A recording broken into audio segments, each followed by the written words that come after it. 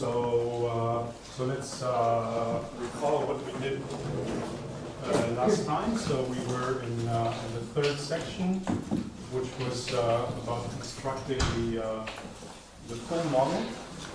And I was trying to convince you that in this case it's good to enlarge the abstract model space from what we had seen in the previous section, so from formal power series in the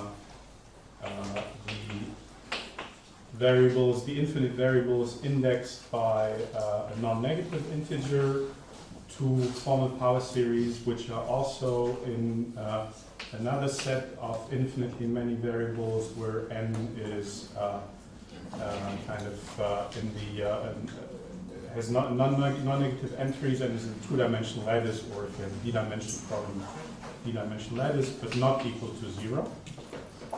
And so that's the abstract model space, and it of course forms. So when I write, there was a little bit of confusion yesterday. So although the definition contains the word formal, there's nothing non-rigorous about this definition. That's a perfect definition, and in fact this is an algebra in the usual sense. And then then we looked at what I call the stationary model. So that was a pi and a p, and it was something which you could either see, and that's more or less the how Hölder sees it, as a mapping from time-space into the abstract model space, but in fact that's I mean, I want to see it in a completely equivalent way, but see this here as a form of power series. These two variables, or these two sets of variables, but with coefficients which are functions of time-space. But now we need to be a bit more general or a bit more specific about the function class. We can no longer impose, I mean, we want this function class to contain polynomials, but of course, as we've seen in the previous section, it should also contain periodic functions. Since it arises from a nonlinear operation, the best we can expect that it will end up in the tensor product between polynomial functions and periodic functions. And one way of writing that, convenient way of writing that, is to say with coefficients which are polynomials in a doubled time-space variable, and which themselves have coefficients which are periodic functions.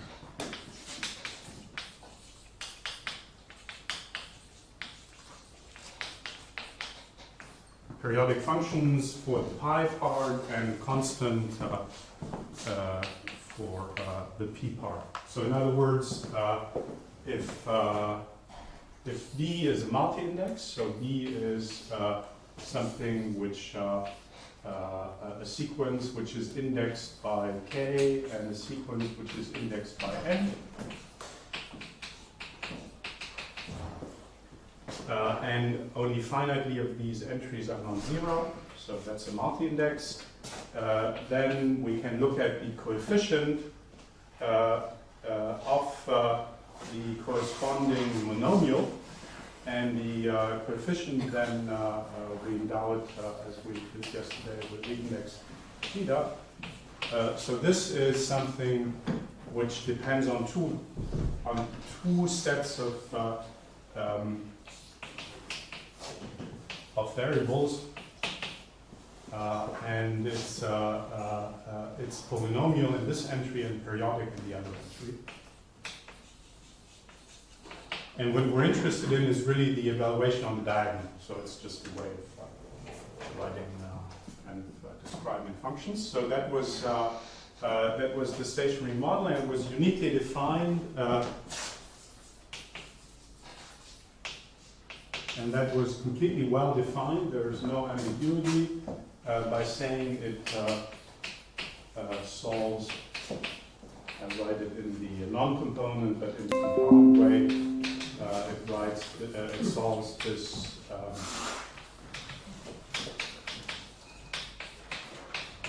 equation where this derivative, the capital D derivative, is the sum of the derivatives with respect to the two variables, so that I get the usual derivative if I evaluate on the diagonal. And then I specify the average and the periodic variable to be the following polynomial. It's a formal power series in these variables, so in fact it just depends linearly on these variables, and then it's a polynomial in the y variable monomial, the standard monomial. So that completely defines what I call the stationary model. And then we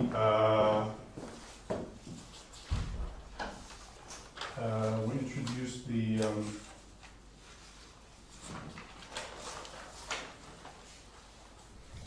we introduced the model in the sense of Hölder, so the anchored model. And in order to do so, we fix a regularity level. So later, I mean, a priori, for the moment, this is just a non-negative number. We associate a homogeneity to every multi-index in the following way, which at this stage is, not very well motivated. Just that on the k part, it's an expression which we have already seen in section 2, which we call the scale norm of beta. But then in the polynomial part, it's something which is not even necessarily positive. So it's np minus alpha times beta n. So far it would be additive, but now I'm adding alpha to it. And then it's even a non-additive expression. And but that's the right way to define the homogeneity. And we'll see that comes out of the analysis of the construction, or the triangular property we'll do in the end. And so fix the base point.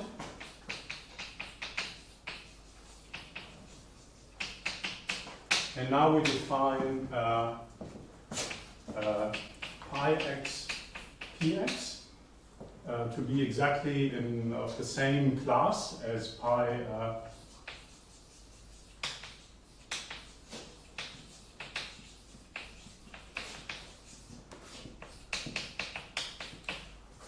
characterized by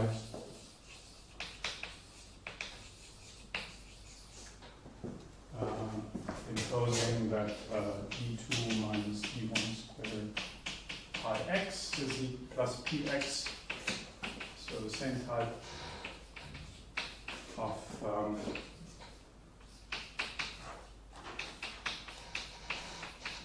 equation, but now this condition changes, and I'm going to write this.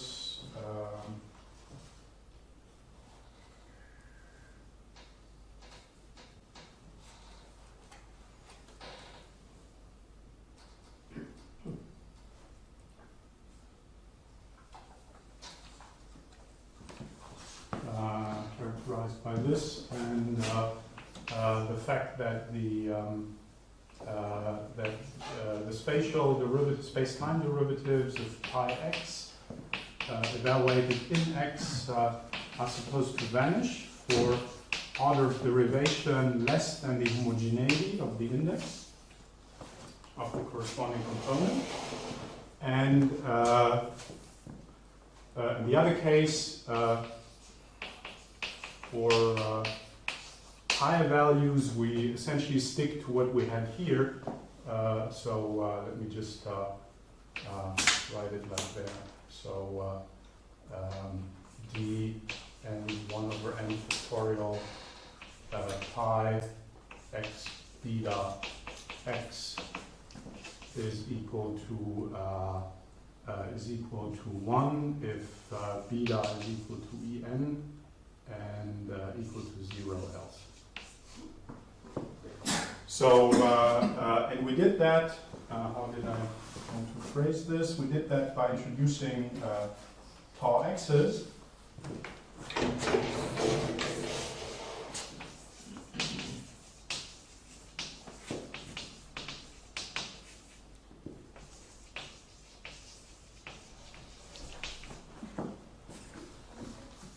We introduced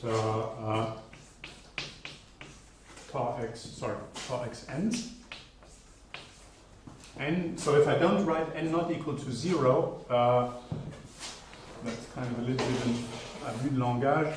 If I don't write n, so if I write for all n, then this means n is either in this set here, which was n0 square minus the origin, or it is just the simple 0. And so, so we have, in a certain sense, two types of n. Either n is equal to 0 or n is non-zero, and then it's in this set. And it's convenient to write this together. So those were polynomial coefficients, and since the degree of the polynomial by which we had to correct in order to achieve this vanishing was kind of bounded, strictly bounded by this, we have that this index is non-zero only if the homogeneity is larger than the order of derivation, the order of n, and I want it to be, we can assume by the population property which I mentioned earlier that it's always non-negative, and I'm just going to write both cases like this, which in view of this is a bit of an bad language, but it's convenient notation. So this is how we constructed, and then we saw that the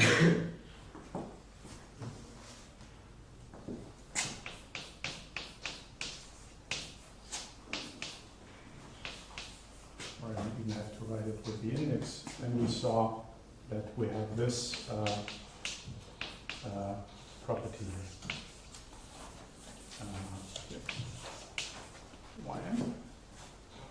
Ym. And then we obtained by uniqueness, so that these objects are related, and they're completely algebraically related. So hence by uniqueness for this type, for the first type of problem, we saw that pi x can be written as a transformation of the abstract model space pi to pi plus tau 0x, where tau 0 is kind of the first thing here, provided this, and I called it with Hölder, I called it F, capital F, provided capital Fx is an algebra endomorphism of the abstract model space with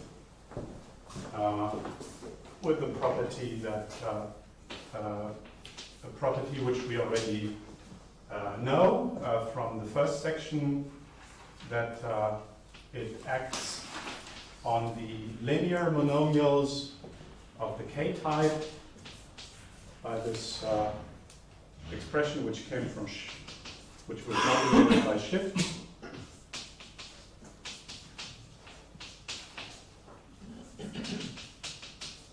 And now comes the new thing, but that's kind of only a minor change. We have to, we need to know how it acts on the remaining linear monomials, and there it acts in a much simpler way, just by moving on. Okay, now in order to complete kind of the Hölder's picture is that of course we need this object, this not to be just an endomorphism but an automorphism, we need it to be invertible. So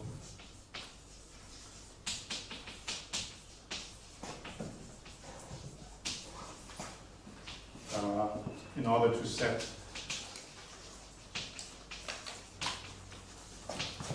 the change, in order to define the change of variable object, the change of variable transformation to be Fy Fx inverse. And then all the kind of algebraic properties of the model are satisfied. You obviously have this transitivity if you have 3 points, and you can use in view of this here, you can use at least up to constants. You can use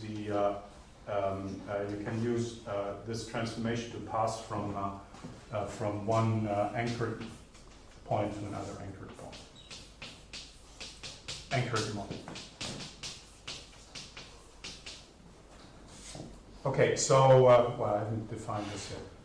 So the work which remains to be done is to convince oneself that this thing here is really invertible as a linear transformation of this infinite dimensional space, and this is done by, and in a certain sense we have to make sure that this object does also exist, or we can write it down, and this is done by showing that it has a triangular structure, and as Hölder, or now again further following Hölder, we want to embed this into a more general question, not looking at kind of these specific transformations which come from transforming the stationary into the anchored model, but more generally any transformation which arises from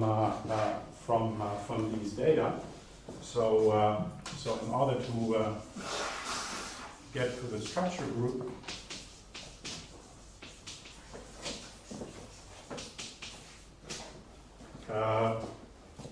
we want to consider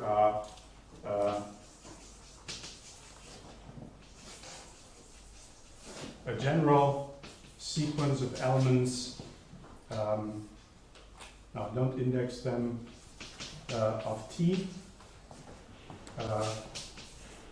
which have these vanishing properties, so tau and beta not equal to 0 implies that NP has to be less than the homogeneity of beta, and then we have to show that there exists a unique gamma which satisfies these conditions. So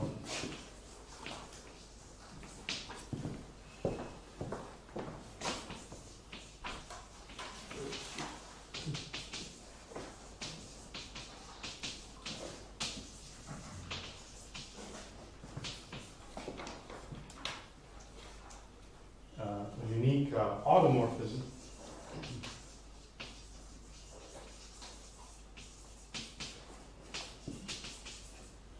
with these, so I'm just essentially copying these two structural properties, but now omitting the index x, which is in there.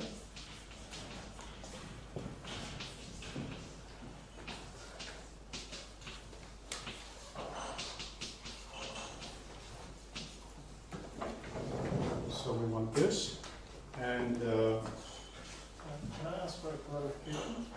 Yes, sure. In order to define gamma by x, this is Yeah. probably simple, but we would need to know the action of Fy also on tau xn. What is Fy tau xn? Word f tau x. So right when I so here I'm specifying Yeah. I'm specifying the action of x on every linear monomial. yeah but I'm also imposing that it's an algebra isomorphism, which means it's multiplicative. That means I just have to specify it on the linear coordinate functions. So At least formally, this completely determines an algebra isomorphism. So because now you give me any monomial, of course that factors into linear coordinate functions, and then because this is an algebra morphism, I just need to know how it acts on the linear coordinate functions. So therefore, this is, in order to define it or in order to characterize it, that's enough. But I have to convince myself that this object really exists, and I need a kind of a more palpable formula in order to show that it's in fact invertible. So that's not clear, but it's clear that I need this in order to have this transformation property, which is the crux of the matter. So in order to have this transformation property, I need these properties of this algebra isomorphism. And now I have to make sure that it exists and it's invertible. And that's done by showing that it has this, with respect to the grading which comes from the homogeneity, that with respect to the grading which comes from the homogeneity, that it has a triangular structure. And in order to check that, we need a better representation of this object. We need to know how it acts. Exactly the question which you were asking. We need to have a formula for it. But we now, following the philosophy or the setup of regularity structures, we don't do that in this specific case. We do that in a more abstract case because we kind of want to define this group independently of base points. So we ask this more general question: given formal power series, kind of this sequence of formal power series, which has this vanishing condition, which is crucial, otherwise we wouldn't get a triangular structure, for instance. We want to define gamma this way, and then we want to show that it's invertible and that it's well defined, that indeed it exists. So we want to show that there exists unique automorphism, and we use the same notation as in the previous section. So we say that I associate to the sequence. Before it was just a tau 0, now it's an entire sequence. I associate this element, and that it has a group structure.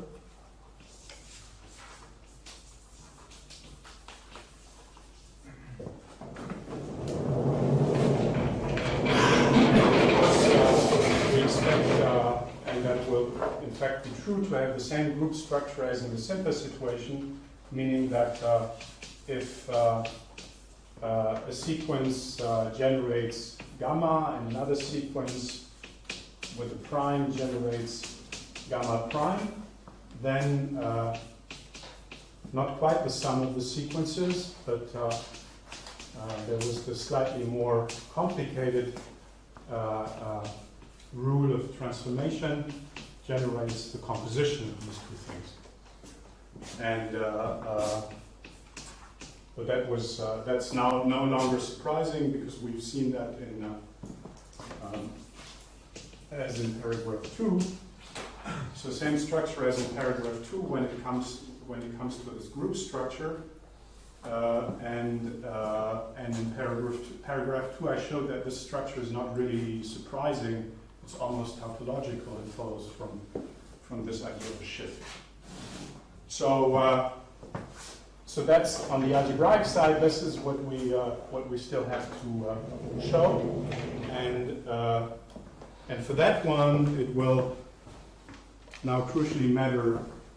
This definition will matter because we're going to show that.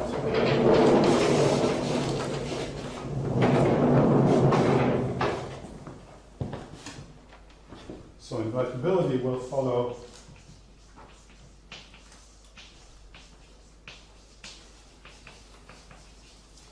from triangular structure, which is also one of the axioms.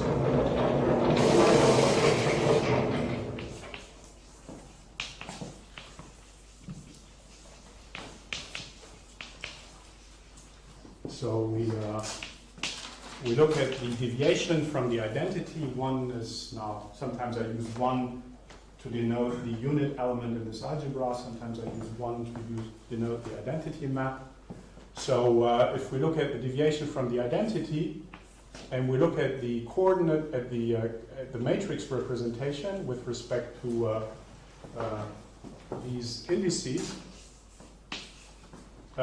we claim that this is equal to 0, provided the homogeneity of gamma is larger or equal than the homogeneity of That's exactly Hölder's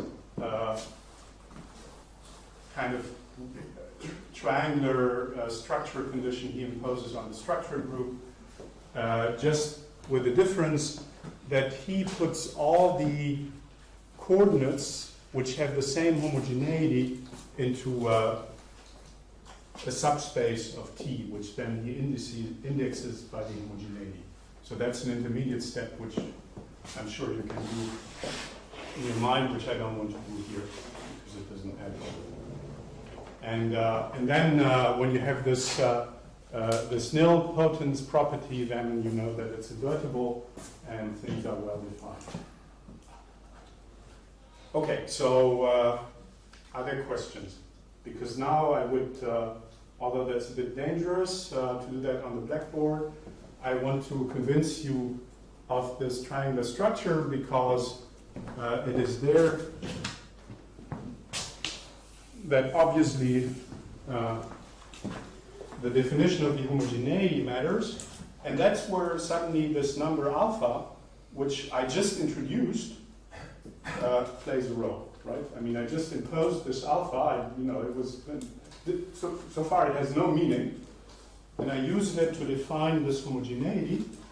And now I want to claim that because of this vanishing property here, I get this triangular structure. Other questions?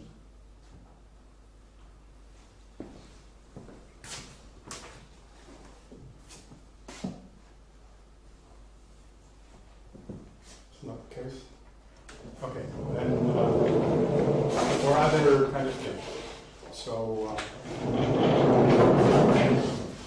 in a certain sense, for the construction of the model, that's I would consider that now as the main step. I mean, before we have, just generalized, made everything bigger, and now we have to claim success in the certain sense that indeed we now made it so big that it's possible to express pi x by pi y, that we have this change of base point operation, which is a purely algebraic operation in the sense that it just acts on the abstract model space, but leaves the functions which make up the model unchained. It just kind of takes different linear combinations of the same set of functions. Okay. So what am I going to raise? So that's the abstract definition.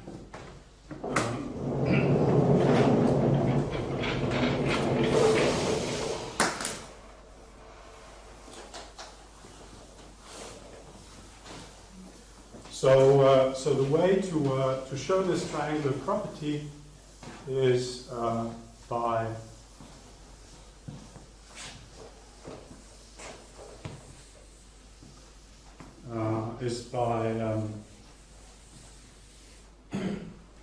coming up with the exponential series type representation, which we already have seen in the simpler case of the restricted model in paragraph 2, and by the same Lie algebra, Lie group type argument, you can convince yourself that this should be the right formula.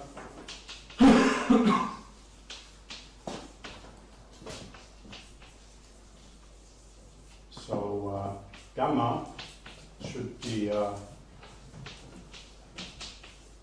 exponential type series. Remember that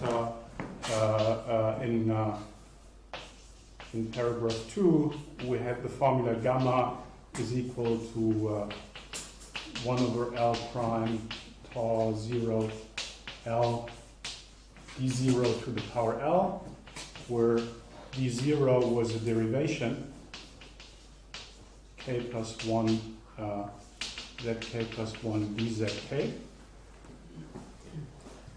And now it has exactly the same structure, but now we have more than just d0, we have the n's. So here we have the sum over L factors, and then we have tau n1, tau nl times d n1, d nl. So where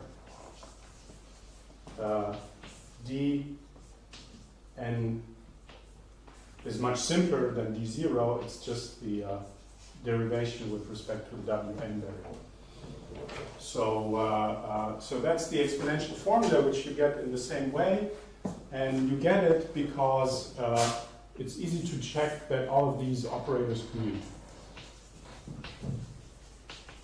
So their order doesn't matter, but these two things don't commute, very much like here, that didn't commute, and therefore it was not kind of the usual exponential.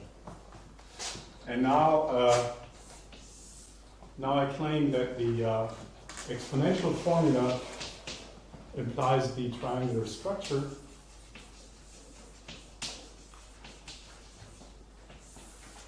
Okay, and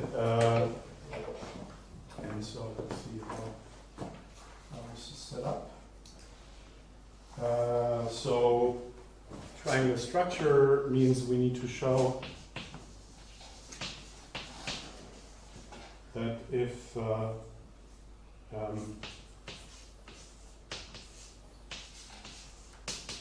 this is non-zero, then the homogeneity of the gamma is less than the homogeneity of the beta.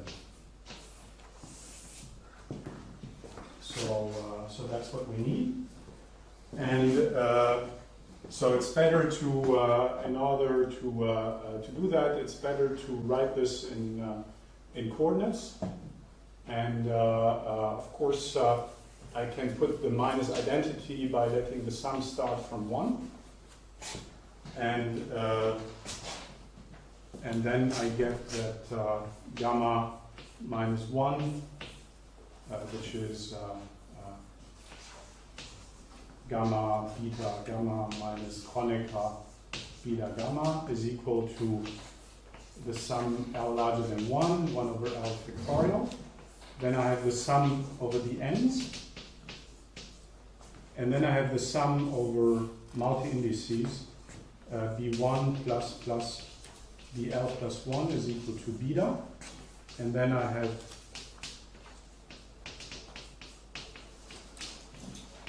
this times d n1 d nl beta L plus 1.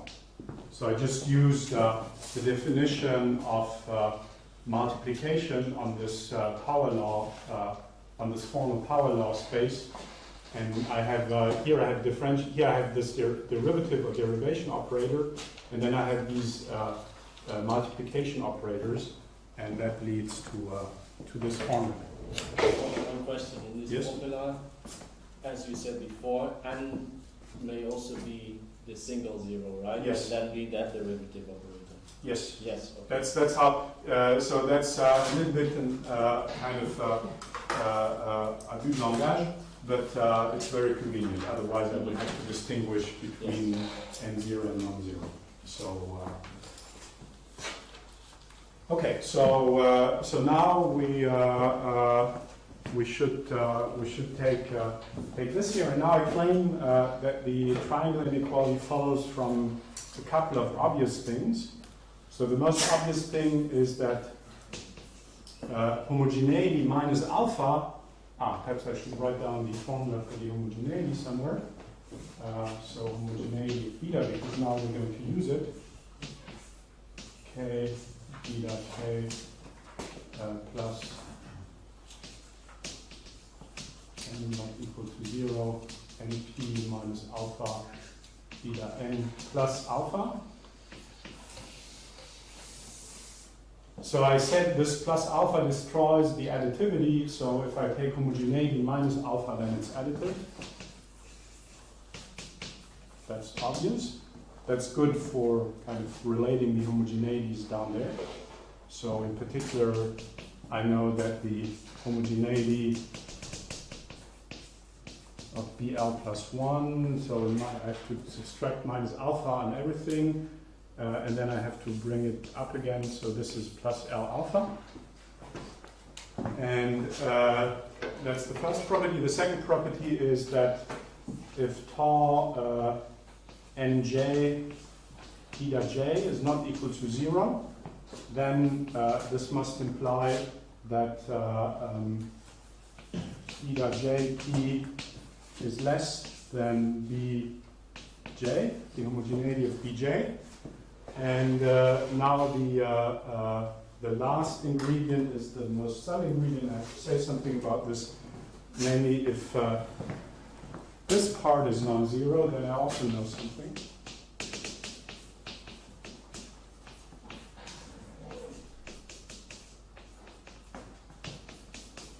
Then I know that beta L plus 1 plus N1 P plus NL P is equal to the homogeneity of gamma plus LA. Okay, now I think with this piece of information we would be done, because I know that if I substitute the norms of the n's by the homogeneities of the betas, I only make the left-hand side larger, and then I plug in this here, and I have beta, homogeneity of beta plus L alpha is larger than the homogeneity of gamma plus L alpha, and then I just cancel the L alpha, and I get this, this identity here. So it all boils down to showing this property.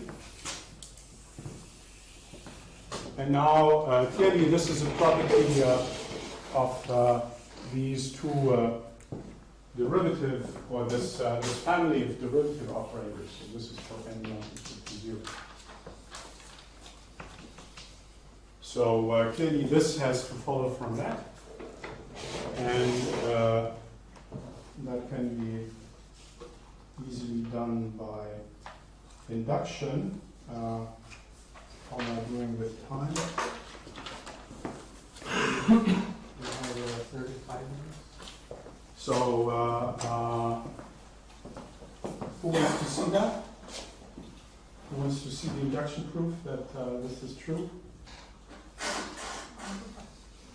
Who doesn't want to see it?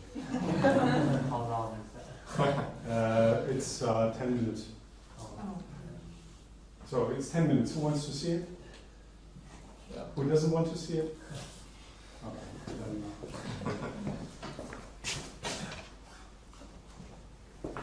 okay.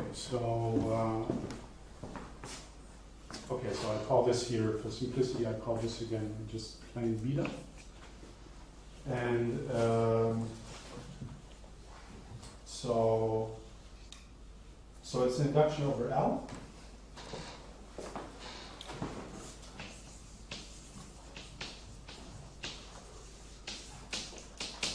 So the induction anchoring. What's the English word for the beginning of an induction? Base case. Sorry? Base case. Base case.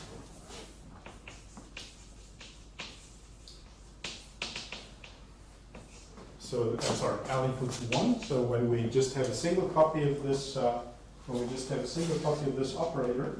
we are in the situation that we have a single copy of this operator, and we want to understand what implies the fact that this entry does not vanish. And clearly we have to distinguish the two cases. When n is not equal to 0, that's the easier case. So when n is not equal to 0, and we take this, so I mean, when I write this, I always mean, on the form of power series, take this derivative and then evaluate at 0. So the only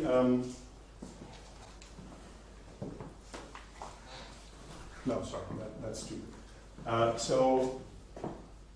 So what am I doing here? I'm taking this power series and I'm taking a derivative with respect to one of the variables, and I'm asking myself what happens.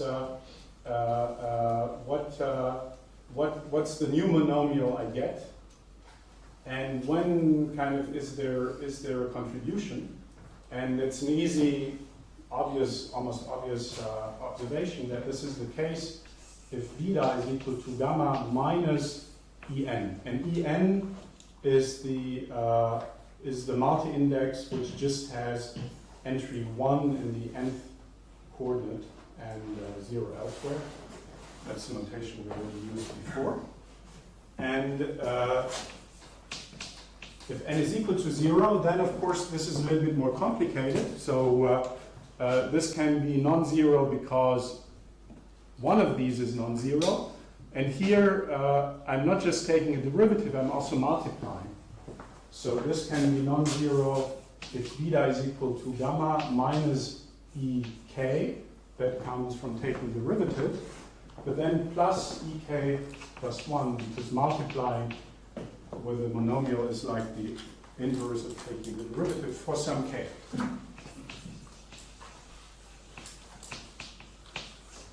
Okay, so now what does that mean in terms of the homogeneities?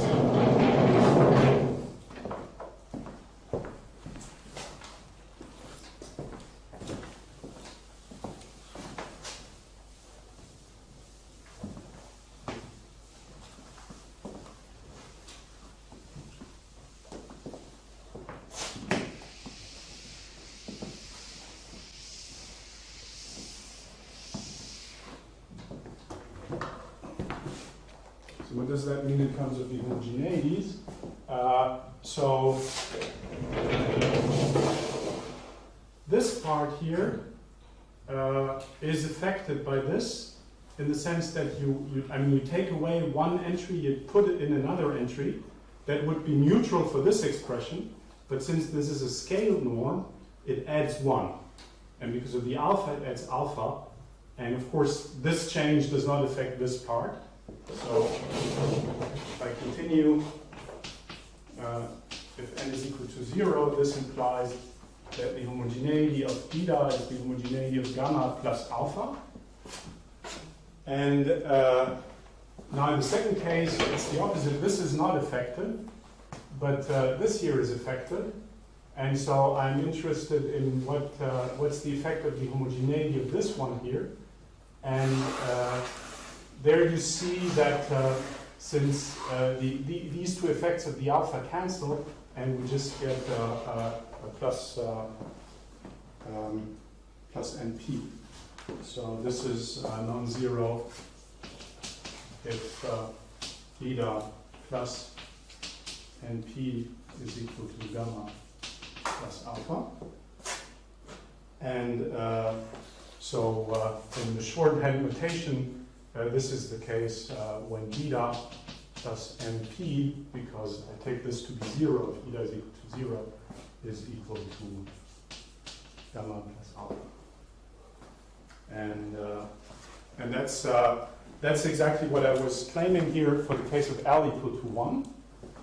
And now comes the induction step. so now I have a, so I want to go from L to L plus 1. I have a bunch of operators here, gamma beta, and now I use the definition of matrix multiplication. So I write this as n to L plus 1. I write this as the product of the first L operators and then the last operator. And this is beta, gamma tilde, gamma, and it's the sum over all gamma. So that's matrix multiplication. So this is non-zero if, or let's say first, each of these summons is non-zero if both products are non-zero. And by what we just showed, the last product is non-zero if gamma tilde plus nl plus 1p is equal to gamma plus alpha. That's the condition that this here is non-zero. But then this also has to be non-zero, and there we use the induction hypothesis, which tells us that beta plus n1p plus nlp is equal to gamma tilde plus L alpha. And now we just combine these two and get the desired that beta plus the sum n1p plus nl plus 1p is equal to gamma plus L plus 1 alpha. And that's the induction proof. So that's really the level of the argument, which in some sense then in hindsight motivates why you have introduced this quantity. Because when you evaluate, when you give this value to multi-indices, you do get this triangle structure, which is important for invertibility of this transformation, so that you really get that you're able to change the base. So that's the argument, the little elementary algebraic argument which I wanted to give. Okay, so now in a certain sense we have kind of the algebraic part of the regularity structures, including the model. We have I've defined a set of homogeneities, so that's the values of all these homogeneities of beta, where beta is a populated index. I've defined the abstract model space T up there. I've defined the structure group, which is kind of the group which is generated. Well, I mean, in a certain sense, it's the definition is still up there. So any gamma which I can generate by tals in this way, and the tals have to have this vanishing property. I've defined pi x, and I defined gamma xy, and they all have the right algebraic properties. And now, of course, you can the most important are these analytic properties, so the continuity properties. So let me remind you of those, and let me do this in the next section. And where is this?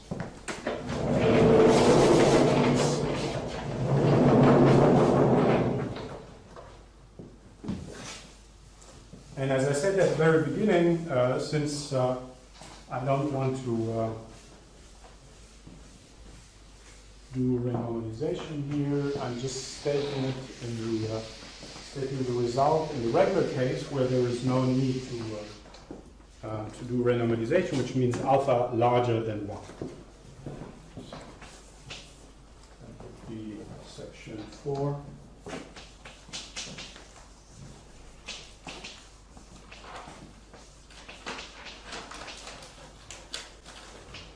So that the proposition, the only proposition which I want to formulate here. So we always have, remember the qualitative condition that psi is smooth and periodic. That was not a big deal. That's quite common also in regularity structures to start out with a smooth case. But now I want to kind of make it quantitative. So I want to put in the quantitative assumption that a certain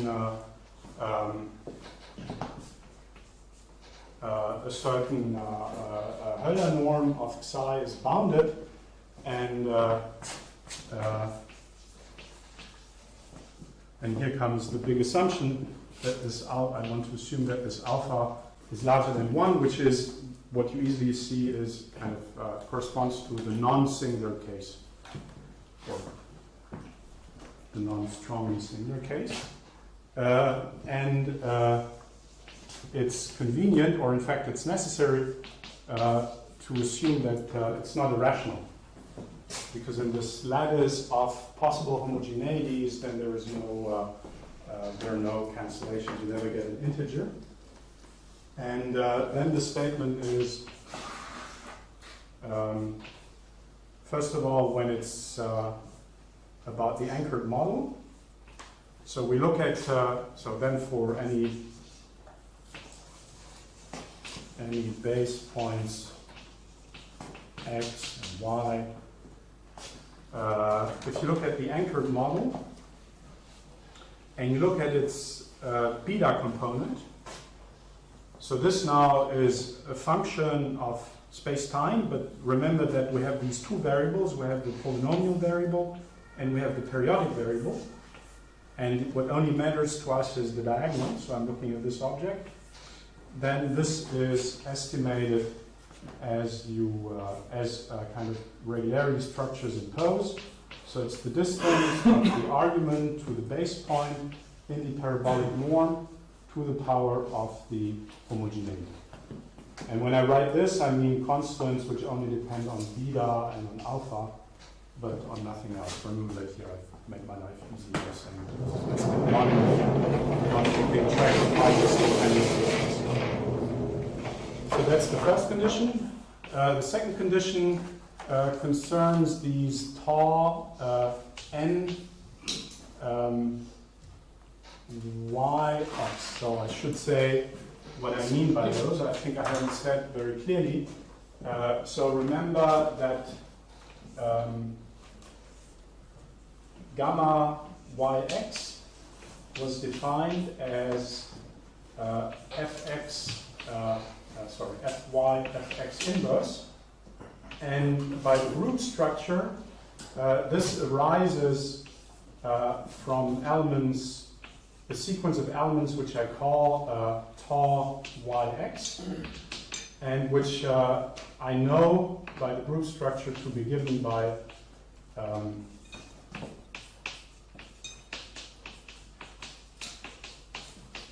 these elements. So the tau indexed with a single base point is something we constructed explicitly. Those were the kind of Taylor polynomials we needed to subtract in the process of iteratively constructing the anchored model.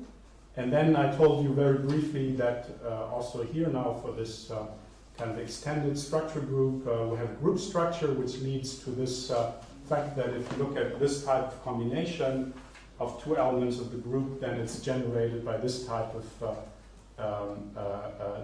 combination of the things which lead to these two things individually. So that follows from the group structure. That's the definition.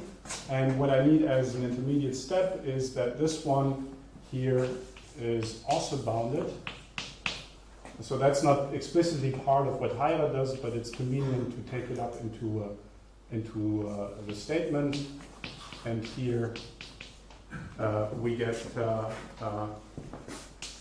this bound. And remember that if this number is not positive, then this is equal to 0.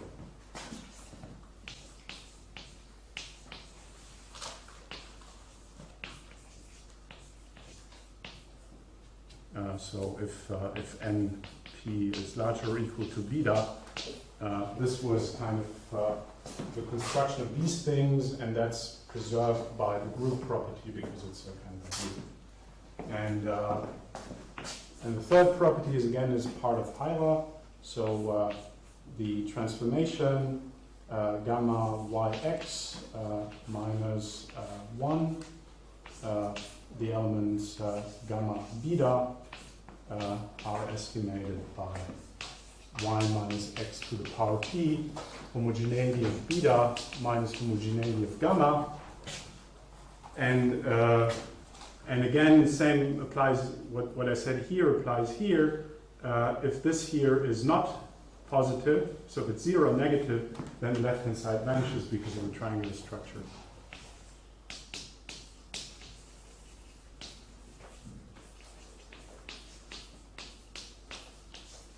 As we have just proved. Right. So, what I want to add is the following.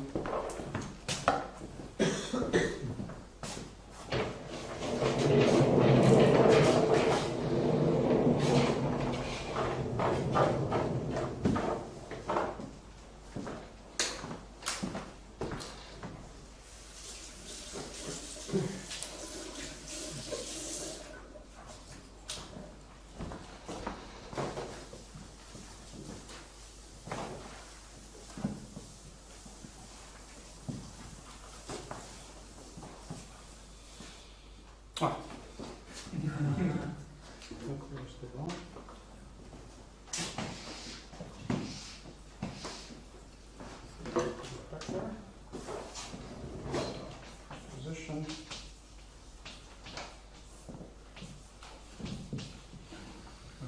Be smooth and positive.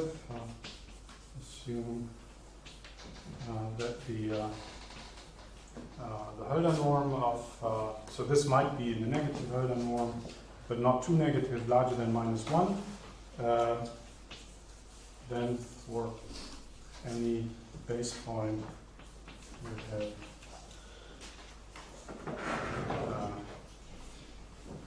these properties. Okay. And what did I erase? Because I want to continue with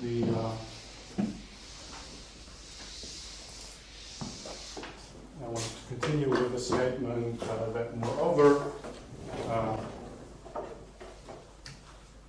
if beta is not purely polynomial and beta is not 0, then in fact the equation is solved without having to add a polynomial or even a constant.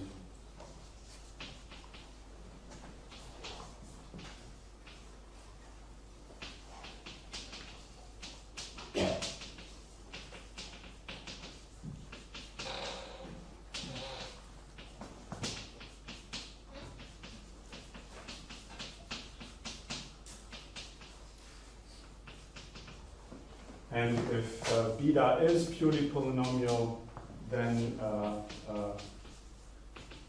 this is what it should be. The anchored monomial of power n if beta is equal to en and 0 else.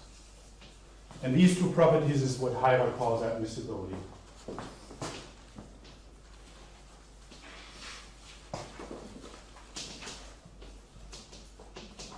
And so we knew this by construction, but by construction there was still a priori a polynomial part here, but in fact that's gone at least if beta is not equal to 0.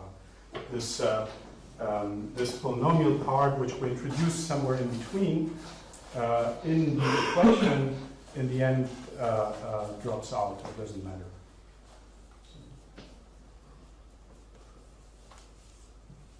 Okay. Other questions with respect to this? So as I said, I mean, you should see this small course a little bit as an exercise in regularity structures. So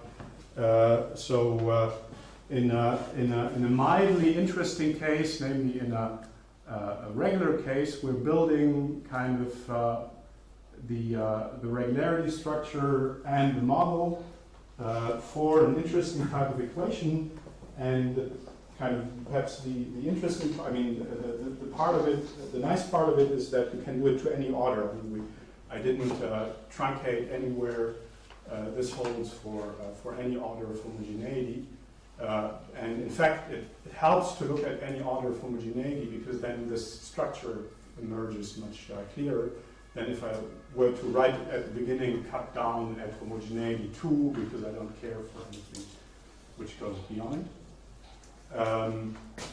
Right, so are there questions with respect to the statement? Is it clear? So those two properties are exactly what kind of Hölder demands for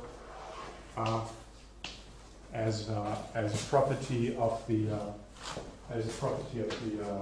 model and the regularity structure, and now I tell you that it comes out. So I had a short discussion with somebody yesterday. So as you see, there are no trees here. So in a certain sense, trees have been replaced by multi-indices. Instead of kind of indexing objects by trees, we index objects by these multi-indices, which is kind of a bit more greedy. In a certain sense, a single multi-index corresponds to a bunch of trees, to a forest. And it's something, it's kind of a different way of organizing, perhaps a more greedy way of organizing the regularity structure in this case, but as I've explained in the beginning, it's something which is imposed to you by kind of this philosophy of lines, that you should you should treat all nonlinearities at the same time, and you take derivatives with respect to the nonlinearities, which automatically gave rise to this index set beta, which then we added the polynomial index set. So in a certain sense, I mean, what we're doing here is perhaps natural, and trees don't, at least at this stage, don't seem to be as natural for this problem as these indices. Other questions? Then I would start, depending on what the time said. So I would start a bit with the strategy of the proof. And then I will use, after the break, I will kind of give you the strategy of the proof, and I will kind of single out the only PDE part of the proof. And then in the last section, which I also want to do after the break, I just want to point out that in a certain sense, why did we do this, or why does one introduce these regularity structures? Because you want to have a complete description of your solution manifold locally. So you want to be sure that any local solution of your PDE can be kind of efficiently described with help of these objects here. And so that's kind of then a deeper analytical statement, which the proof of which would involve model distributions, because you pass to this augmented representation of your solution in terms of these basis functions. I'm not going to do the analytic part, but at least I want to convince you from the algebraic side that what we did here is indeed, in a certain sense, seems to be enough, and we know that's true by the analytic part, seems to be enough to really describe the local behavior of any solution. And that I want to do in the last section. Okay, so let me start with giving you at least the structure or the strategy for the proof of proposition 1.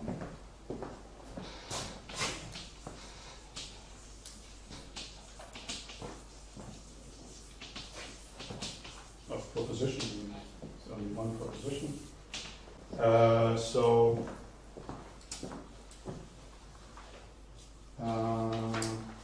So there's a kind of a remark which tells you that, which is very helpful in treating the regular case, that there's a formula which is not so hard to derive, that higher order derivatives of your basis function in some other point, how did it in some other point, and it's always right to kind of use or good idea to use the factorials here. This can be expressed in terms of these tau y x n's, at least provided n is small, less than the alpha, and here alpha could be just slightly larger than 1, so you have, because you're in this regular case, you have a representation of the first spatial derivatives and the value itself in terms of these tau. And now let me simplify life even a bit, and let's assume that alpha is larger than 2, because then I can use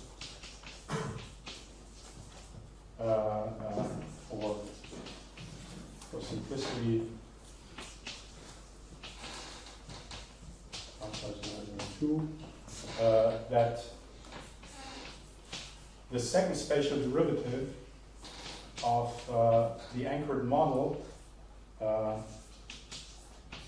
at any point can be expressed by this object. So here, then I should put the vector 2, 0, yx, which means that by the second statement, so here 1, 2, 3, by the second statement, I also control these derivatives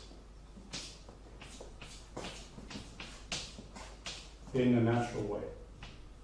X, y minus x, p, homogeneity of beta, if I know that, at beta minus 2. Okay, and now that will play a role in a second, that I control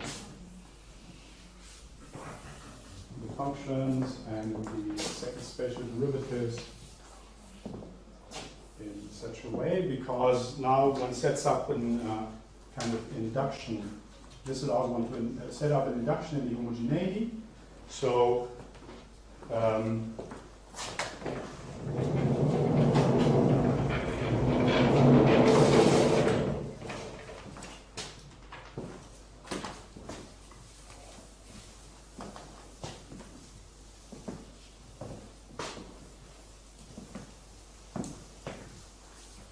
so there's first the simple case when the exponent beta is purely polynomial, but then everything is trivial and explicit. That's what Hölder calls the polynomial sector.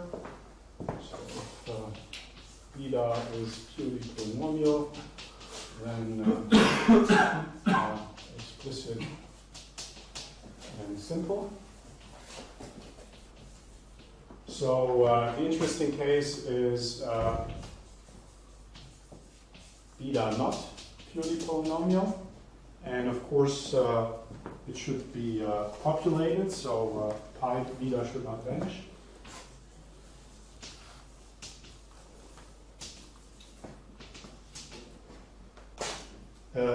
And then we do an induction via homogeneity. Induction via homogeneity. So that's the homogeneity we're interested in. We know that because beta is populated, that it is of this form, and in particular that will play a role in a second, because we assume that alpha is irrational. We know that this is not an integer. This cannot be an integer. That's important for Hölder theory. Hölder theory, as analysts know, never you need kind of your Hölder, your exponents to be non-integer.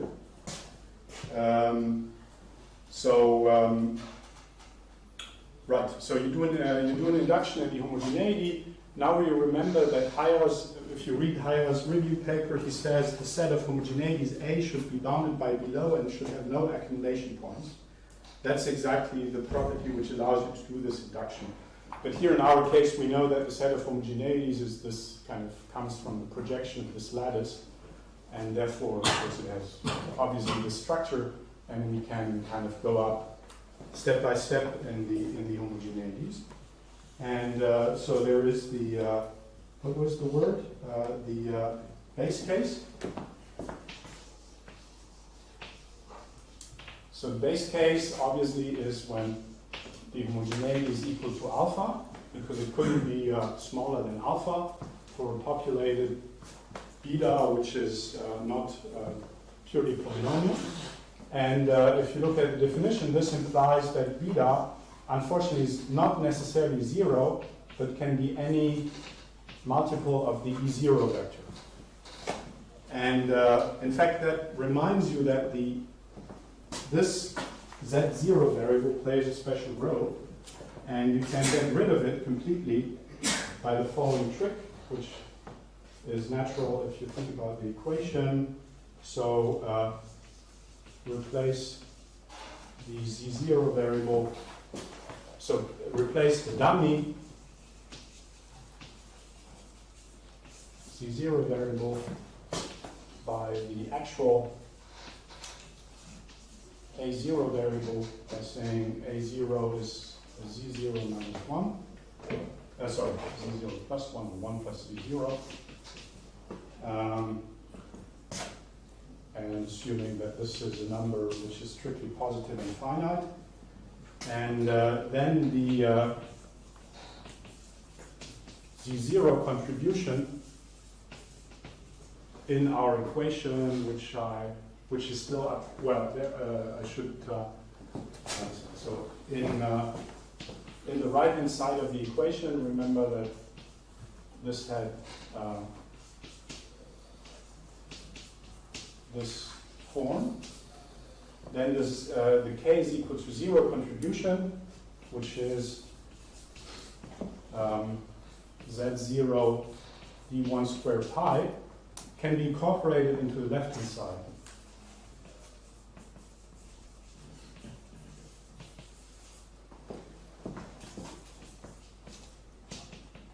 And this means instead of looking at the kind of most boring parabolic operator d2 minus d1 squared, we look at the operator d2 minus a0 d1 squared, which is still a parabolic constant coefficient operator. And with this little trick, we can deal with the fact that here we would have infinitely many multi-indices to consider. They're all kind of put into a single one by neglecting this component. Okay, that might be a bit cryptic. So let me just finish by then this case just leads to a linear equation. So then the base case leads to studying d2 minus a0 d1 squared pi 0 plus possibly a polynomial part, which at worst can be constant, is equal to psi. So in fact, you need, since psi is periodic, you see that you can also choose pi 0 to be periodic, provided you choose p0 to be the right constant, which cancels the mean.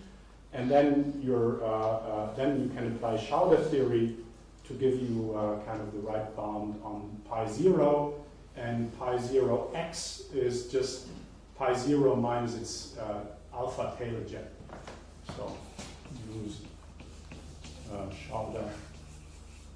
So standard Hölder theory, and to get the estimate 1 in this case. Okay, so that's the anchoring of the base point, and erase over there. Let me just.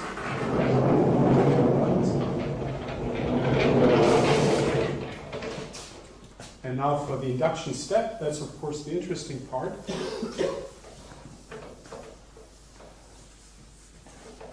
We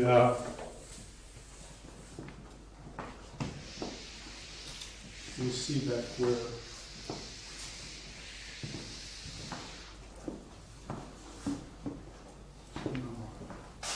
induction step.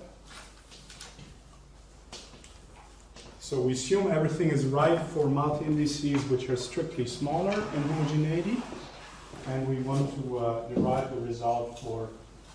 So we want to go from multi-indices beta prime with homogeneity strictly less than kappa to beta. And now the right-hand side of the equation, which we have to consider, f is now something which starts at k equal to 1 because the k equal to 0 can be treated differently. So k larger than 1.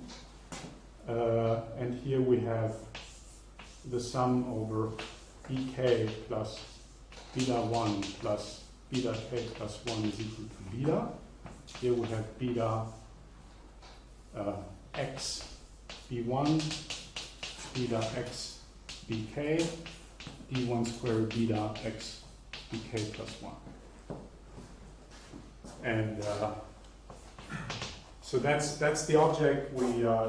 That's the term which appears on the right hand side. And now by because of this ek here, we know, and by definition of the homogeneities, we know that the sum of the homogeneities is equal, and we know that each of these homogeneities has to be strictly positive as long as it's populated, and that's something I pointed out yesterday. So that implies that all the homogeneities, because there are at least, because k is larger or equal than 1, there are at least 2 homogeneities. All the homogeneities are strictly smaller than the homogeneity which of beta, which is kappa. So I'm allowed to use the induction hypothesis on all of these terms, and thus by induction hypothesis,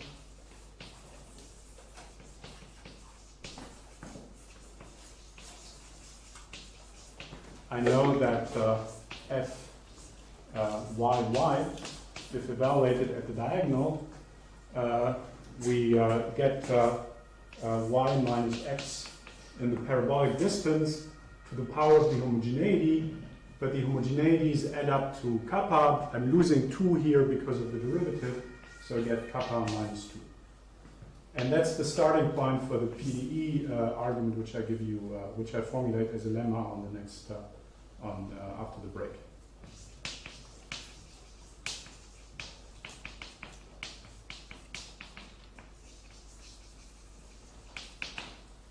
Okay, so let me stop here.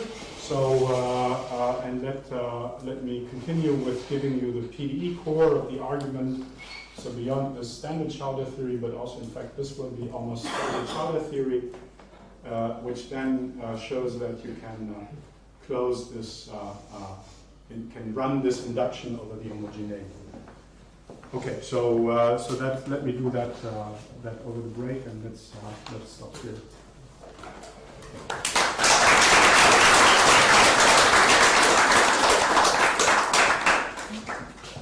Questions?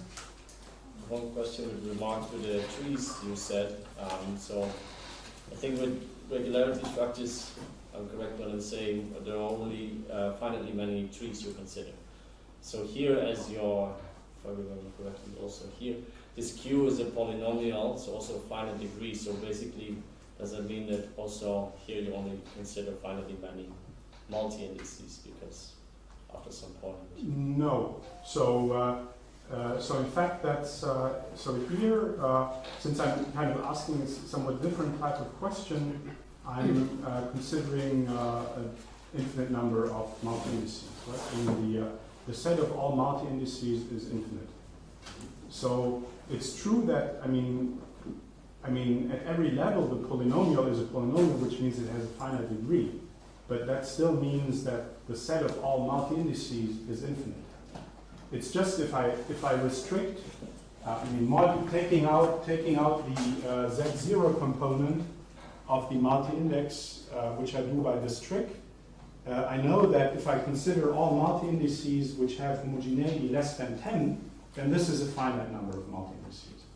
But since here I'm not truncating in the sense that I'm constructing the entire model, so all, in a certain sense, this would mean like, doing all trees. Yeah. Of course, when you're interested in a stochastic problem, you don't need all of this, because at some point, once you're above a certain threshold, you don't care anymore. But here I'm adopting this more classical perspective that I want to get as a motivation for this type of exercise, not because I'm saying that this is crucial. I want to get kind of a complete description to any order of my solution manifold. So and in fact, it doesn't, not truncating clarifies the proof and the structure.